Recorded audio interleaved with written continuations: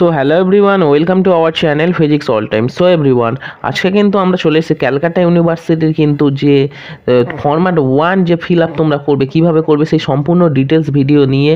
এবং আজকে কিন্তু বের হচ্ছে 18 তারিখ কিন্তু এর কিন্তু ড্রাফট মেরিট লিস্ট MA বা MCOM-এর, এবং আজকে 18 তারিখ থেকে কিন্তু শুরু হয়ে যাচ্ছে কিন্তু কারেকশানের জন্য কিন্তু তোমরা ফরম্যাট 1 ইউজ করে, ঠিক আছে। কারেকশান ডেট আজকে 18 তারিখ এবং 19 তারিখ কিন্তু তোমরা কারেকশান করতে পারবে। এবং MSc যারা রয়েছে বা MSc BTech যারা রয়েছে তাদের ক্ষেত্রে কিন্তু যে লিস্ট ড্রাফট মেরিট লিস্ট সেটা কিন্তু পাবলিশ হবে 20 তারিখ, এবং তোমরা কিন্তু কারেকশান করতে পারবে সিমিলার ফরম্যাট ইউজ করে তোমরা কিন্তু 21 টু 23 তারিখ, ঠিক আছে। তোমরা কিভাবে ফরম্যাটটা ফিল আপ করবে সম্পূর্ণ ডিটেলসে ভিডিওটা হতে চলেছে, তোমরা কিন্তু সম্পূর্ণ ভিডিওটা দেখো। তোমরা কিন্তু যারা MA বা MCOM রয়েছে তোমরা কিন্তু তোমার ইনফরমেশান বছরের মধ্যে কিন্তু ফরম্যাটটা পুরো পেয়ে যাবে। এবং MSc পোর্টালে কিন্তু সেম ফরম্যাট কিন্তু আলাদাভাবে রয়েছে, তাই আমরা কিন্তু MSc পোর্টাল থেকে কিন্তু ফরম্যাটটাকে একটুখানি ডাউনলোড করে নেবো। সবার প্রথমে দেখো, এখানে দেখো ফরম্যাট বলে রয়েছে, ফরম্যাট বলে ক্লিক করলেই কিন্তু ফরম্যাটটা ডাউনলোড হয়ে যাবে। তোমাদের কিন্তু এই ফরম্যাটটা কিন্তু প্রিন্ট করে নিতে হবে, ঠিক আছে। প্রিন্ট করে নিলে কিন্তু তোমরা কিন্তু এই ফরম্যাটটা অনুযায়ী তোমরা ফিল আপ করতে পারবে। ডেসক্রিপশান বক্সের লিঙ্ক পেয়ে যাবে, তোমরা ডিরেক্ট ডাউনলোড করে নিতে পারবে, ঠিক আছে। দেখো সবার প্রথমে এই ফরম্যাটটা কী রয়েছে, দেখো এখানে কিন্তু ক্লেম ফর কারেকশান, যদি তোমরা কোনো কারেকশান করতে চাও, ঠিক আছে, সে MA হোক বা MSc হোক বা MCOM হোক, ঠিক আছে। এবার দেখো প্রথমে তো এই যা লেখা রয়েছে তো ফরম্যাটে লেখা থাকবে। তারপর দেখো এখানে যে তোমাদের কিন্তু নেম দেবে, ঠিক আছে, তোমাদের নামটা দেবে। তারপর তোমাদের যে অনার্স সাবজেক্ট রয়েছে সেই সাবজেক্টটা দেবে। সাপোজ হয়তো আমি বললাম যে ফিজিক্স, তাহলে এখানে তোমার যদি বেঙ্গলি হয় বা ইংলিশ হোক বা ম্যাথামেটিক্স হোক তোমরা কিন্তু দিয়ে দেবে, ঠিক আছে, এইভাবে। তারপরে দেখো পার্সেন্টেজ অফ অনার্স মার্কস আছে। পার্সেন্টেজ অফ অনার্স মার্কসের ক্ষেত্রে তোমরা কিন্তু এখানে দিয়ে দেবে তোমাদের যে পার্সেন্টেজ অফ অনার্স মার্কস। এবার হচ্ছে কথা হলো যে পার্সেন্টেজ অফ অনার্স মার্কস কোনটা দেবে তোমরা কিন্তু তোমাদের কিন্তু যারা কিন্তু পার্ট সিস্টেমে রয়েছে তারা তো অনার্স পেপারের মার্কস দেবে। যারা কিন্তু CBCS সিস্টেমে রয়েছে তাদের ক্ষেত্রে অনার্স মার্কস বলতে ক্যালকাটা ইউনিভার্সিটির রুল অনুযায়ী CC plus DSC plus SC এই তিনটে সাবজেক্ট মিলিয়ে কিন্তু অনার্স মার্কস যেহেতু ক্যালকুলেট তোমরা করছিলে, সেহেতু এখানে অনার্স মার্কসের জায়গায় ওটাকে তোমাদের দিতে হবে, ঠিক আছে।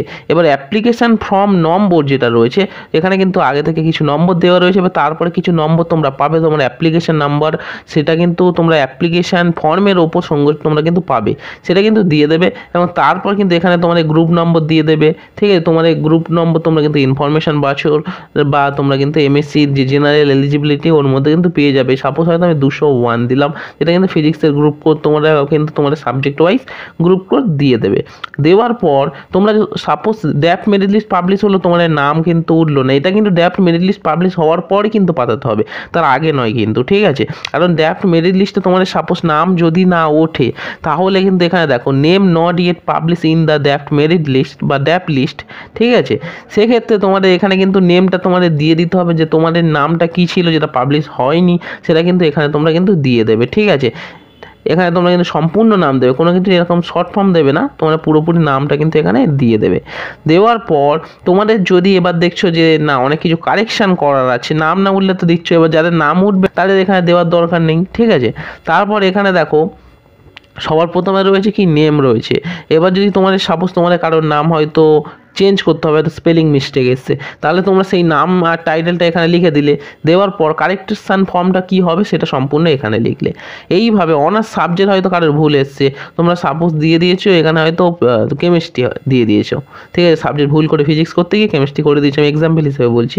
সেই জায়গায় তোমরা কিন্তু কেমিস্ট্রি লিখে পাবলিশ কীভাবে হয়েছে কেমিস্ট্রি হিসেবে, কারেকশন ফর্ম কীভাবে হবে ফিজিক্স। মানে অ্যাকচুয়ালি ড্রাফট মেরিট লিস্টে যেগুলো পাবলিশ হয় সেগুলোই কিন্তু এখানে পাবলিশ কোথায় হয়েছে, পাবলিশ কিন্তু ড্রাফট মেরিট লিস্টেই হয় অ্যাকচুয়ালি। এবং কারেকশান ফর্ম কোনটা হবে সেটা অ্যাকচুয়ালি ড্রাফট মেরিট লিস্টে যেসব জিনিসগুলো পাবলিশ হয় সেই জিনিসগুলো কিন্তু অ্যাডমিশনের জন্য খুবই ইম্পর্টেন্ট বা খুবই মানে জরুরি সেই জিনিসগুলো। সেই জন্য কিন্তু বলে যে ড্রাফট মেরিট লিস্টে যেগুলো পাবলিশ হয় তার মধ্যে যদি কিছু রং ডেটা থাকে সেগুলো কিন্তু অবশ্যই তোমরা কারেকশান করাও, ঠিক আছে, মেনলি সেগুলো বলে। এবার এছাড়াও তোমাদের যদি কোনো কিছু কারেকশান থাকে কীভাবে করবে তো বলছি তোমাদের। এখানে কিন্তু ফিজিক্স তোমরা করে নিলে আমি যেমন বললাম আমি এক্সাম্পল হিসেবে সাবজেক্টগুলো বলছি। তারপরে অনার্স মার্কস, ঠিক আছে, এখানে কিন্তু অনার্স মার্কসটা তোমরা কিন্তু দেবে, যেটা কিন্তু এখানে CC plus DSC plus SC, সেরকম অনার্স পার্সেন্টেজটার ক্ষেত্রেও আমি তোমাদেরকে বললাম। যারা পার্টের রয়েছে তারা তো শুধু অনার্স পেপারের দেবে, ঠিক আছে। এবং এখানে কিন্তু অনার্স মার্কস কত হয়েছিল সেটা কিন্তু পাবলিশ হয়েছে, সেটা কিন্তু কারেকশন ফর্ম কোনটা হবে সেটা এখানে বসাবে।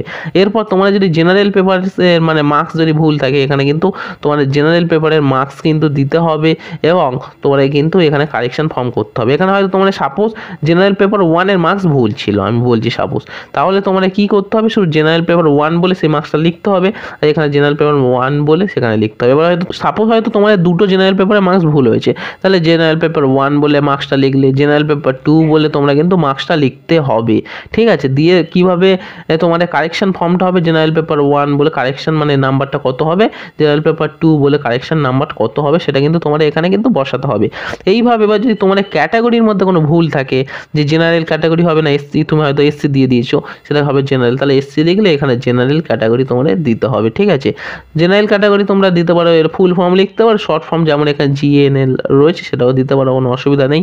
এবার ইয়ার অফ পাসিং তোমাদের যদি কারো ভুল হয়ে থাকে, সাপোজ হয়তো তোমরা লিখেছো 2021 এবং তোমার হয়তো সাপোজ 2020-তে পাস আউট হয়েছে কেউ, সে হয়তো অ্যাপ্লাই করেছে, তাহলে এখানে 2020 করবে, বা এর অপোজিটটা হতে পারে, কেউ হয়তো 2020 করে দিয়েছে 21 করবে, তাহলে সেক্ষেত্রে কারেকশন ফর্মটা 21 করবে, ঠিক আছে। এইভাবে এবার যদি কোনো এছাড়া অন্য কোনো ইনফরমেশান বা তোমার ডেটা অ্যাপ্লিকেশানে যদি কারেকশান করতে চাও, তার সেইটা আমি বলছিলাম, যেটা কিন্তু তোমরা এখানে সেটা কিন্তু লিখে দিতে পারছো, আর এখানে কিন্তু তোমরা সেই সঙ্গে কারেকশান ফর্মটা কী হবে সেটা কিন্তু এখানে দিয়ে দিতে পারছো। এইভাবে অর্ডার অফ প্রিফারেন্স এবার যে তোমাদের রয়েছে, সেই অর্ডার অফ প্রিফারেন্সটা তোমাদের কিন্তু এখানে দিতে হবে। এবার হয়তো অর্ডার অফ প্রিফারেন্সটা কীভাবে দেবে, হয়তো অনেকগুলো অর্ডার অফ প্রিফারেন্স তোমরা দিয়ে দিয়েছো, সেটা তোমাদের কীভাবে তোমরা কারেকশান করবে সেটা কিন্তু তোমরা কিন্তু শর্ট করে কিন্তু অর্ডার অফ প্রিফারেন্সটা দিতে হবে, এবং তোমার এখানে কিন্তু ছোটো ছোটো করে কোডগুলো যেগুলো রয়েছে সেইগুলো তোমাদেরকে দিতে হবে। এবার যে সাবজেক্ট কোডগুলো থাকবে সেইগুলো কিন্তু তোমরা দিয়ে দেবে, এবং পাশে তোমরা যদি লিখে দিতে পারো ব্যাকেটের মধ্যে, এরকম হয়তো লিখে দিতে পারো, আমি হয়তো PHCU হয়তো ফিজিক্স CU বলে লিখলাম, ব্যাকেটে হয়তো প্রিফারেন্স 1 ছিল, সেটা আমি 1 দিলাম। এবার হয়তো ESCU এরম রয়েছে, সিউটাকে 1 নম্বরে আনবো, তাহলে তোমরা এই যে কারেকশান ফর্মের রয়েছে বা কারেক্টেড ফর্মাটটা যেখানে তোমরা লিখবে পাশের ব্যাকেটটায়, ঠিক আছে, সেখানে কিন্তু তোমাদের পাশের বক্সে যেটা লিখবে সেটা কিন্তু ESCUটা 1 নম্বর করে দিতে হবে, PHCUটা 2 নম্বর করে তোমাদের লিখতে হবে। মানে আমি আবার এখানে তো করে দেখাচ্ছি, এখানে তোমাদের তখন লিখতে হবে ESCU, আমি এক্সাম্পল হিসেবে বলছি, এইসব কোড হিসেবে তোমরা কিন্তু লিখবে, নইলে কিন্তু এখানে তো এই ছোটো ছোটো জায়গা দিয়েছে, এতগুলো তো লেখা সম্ভব নয়, তোমরা হয়তো 5টা 6টাও অ্যাপ্লাই করতে পারো। এখানে আমি ESCUটা 1 দিলাম ব্যাকেটে, এবং PHCUটা আমি হয়তো 2 নম্বর রাখতে চাইছি, PHCUটা আমি 2 করে দিলাম, কিন্তু এটা অপোজিট ছিল, 2 ছিল এটা ছিল 1, এখানে আমি 1 করলাম, এটা 2 করলাম। এইভাবে কিন্তু তোমরা প্রিফারেন্সটা কিন্তু চেঞ্জ করতে পারছো, ঠিক আছে। এবং লাস্টে যেটা এবার রয়েছে দেখো, সিগনেচার করতে হবে তো ক্যান্ডিডেটকে, এবং সঙ্গে ডেট দিতে হবে। ডেট কিন্তু তোমরা জবে কিন্তু পাঠাবে বা কারেকশন ফর্ম পাঠাচ্ছ, ফিল আপ করে তোমরা কিন্তু সেই দিন যদি পাঠাও সেই দিনকার ডেট দেবে, হয়তো আজকে 18 তারিখ, আজকে যদি কেউ হয়তো পাঠাচ্ছে তাহলে আজকের ডেট দেবে, হয়তো কালকের অবধি টাইম আছে, কালকে কেউ পাঠাবে তাহলে কালকে 19 তারিখের ডেট দেবে। এবার MA ক্ষেত্রে বা MCOM-এর ক্ষেত্রে বললাম, MSc ক্ষেত্রে হলে হয়তো 21 থেকে 23 তারিখের মধ্যে জবে তোমরা কিন্তু ফিল আপ করে পাঠাবে, সেই দিনের ডেটটা কিন্তু এখানে দিতে হবে। সঙ্গে কিন্তু তোমার ফোন নাম্বার দিতে হবে, তোমাদের ইমেল দিতে হবে, আর তোমরা যে ইমেলটা দিয়ে কিন্তু রেজিস্টার্ড হয়েছো সেই ইমেলটা দিয়ে কিন্তু তোমরা কিন্তু পাঠাবে এই ফরম্যাটটা, এবং কীভাবে ইমেলে লিখে পাঠাবে সেটাও তোমাদের সামনে আমি বলবো। এবং তোমার ফোন নম্বর থাকলে কিন্তু এখানে দেবে, এবং মোবাইল নাম্বার দেবে, ঠিক আছে, এখানে দিয়ে দেবে, দিয়ে তারপর ইমেলটাও দিয়ে তোমরা এখানে রেখে দেবে, ঠিক আছে। এবার যদি তোমরা হয়তো অনেকে হয়তো বলবে যে না, আমাদের হয়তো অনেকে ডকুমেন্ট হয়তো আপলোড প্রবলেম হয়েছিল, হয়তো ভুল ডকুমেন্ট দিয়ে দিয়েছি, সেক্ষেত্রে তোমরা কি করতে পারো, সেক্ষেত্রে এখানে ইফ এনি রয়েছে, এখানে তোমরা হয়তো ডকুমেন্টের ব্যাপারটা লিখতে পারো, কিন্তু এখানে কিন্তু ইফ আদার এনি এখানে কিন্তু মেরিট বললাম যে মেরিট লিস্টে যেগুলো পাবলিশ হয়েছে সেইগুলো ফরম্যাট 1 দিয়ে তোমরা কারেকশন করতে পারছো।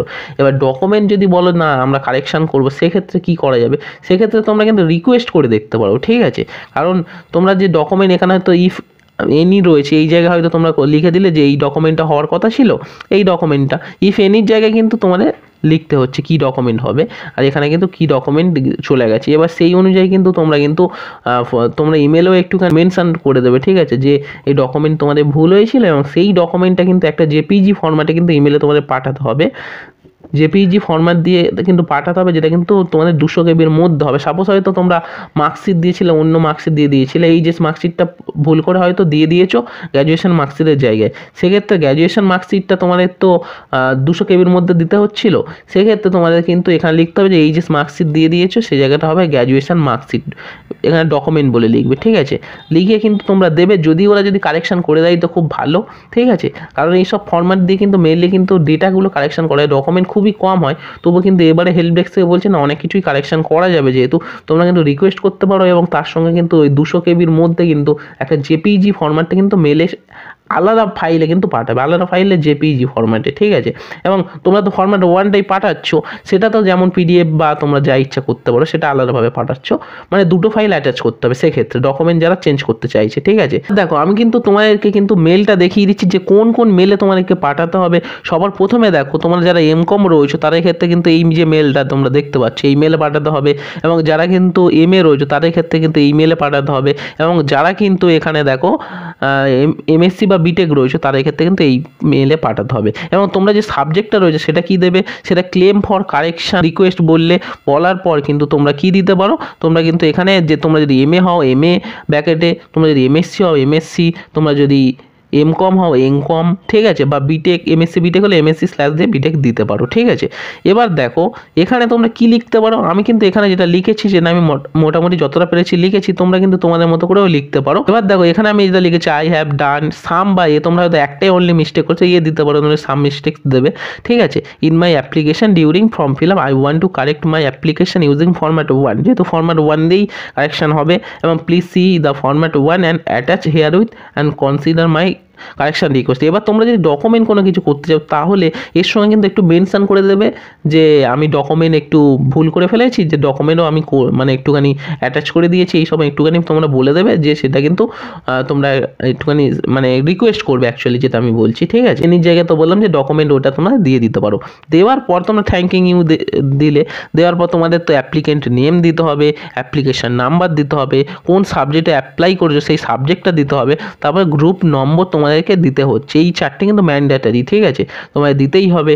এবং তার সঙ্গে দেখো এখানে তো অ্যাটাচ ফাইল রয়েছে, এই অপশানে ক্লিক করলেই কিন্তু তোমরা কিন্তু অ্যাটাচ ফাইল পেয়ে যাবে। এবং এখানে যে মেলগুলো দেখালাম এটা কিন্তু সবার জন্য 3টে মেল নয়, প্রত্যেকে যে কেউ যদি এমএ পাঠায় তোমাদের বললাম শুধু একমাত্র এই মেলটা, যেগুলো আমি ডেসক্রিপশন বক্সে প্রোভাইড করে দেবো, তোমরা কিন্তু দেখে নিতে পারবে।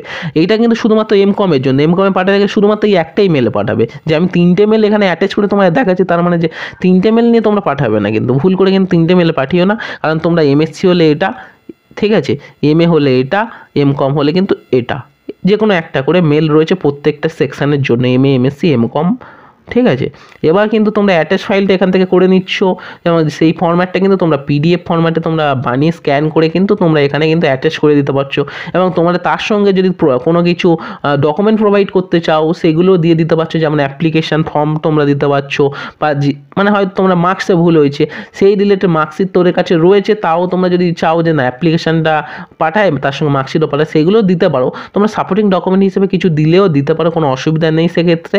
এবার হচ্ছে তোমাদের কিন্তু যেটা বললাম যে যারা ডকুমেন্ট কারেকশন করতে চাইছে তাদের তো ডকুমেন্ট দিতেই হবে, কারণ হয়তো যে ডকুমেন্টটা চলে গেছে, হয়তো এইচএস মার্কশিট আপলোড করে দিয়েছে ভুল করে, যে জায়গায় গ্র্যাজুয়েশনে মার্কশিট হবে, সেক্ষেত্রে তোমরা কিন্তু সেটা 200 কেবির মধ্যে কিন্তু মানে সেটাকে তোমরা আগে রিসার্চ করে সেটাকে কিন্তু অ্যাটাচ আলাদা ফাইল করে, এই ফাইলটার নাম হয়তো গ্র্যাজুয়েশন মার্কশিট বলে দিয়ে তোমরা কিন্তু এর সঙ্গে অ্যাটাচ করে দেবে, এবং মেলের সঙ্গে মেনশন করে দেবে যে আমি এখানে একটু ভুল করেছি, সেটা যদি একটুখানি দেখে, ঠিক আছে, রিকোয়েস্ট।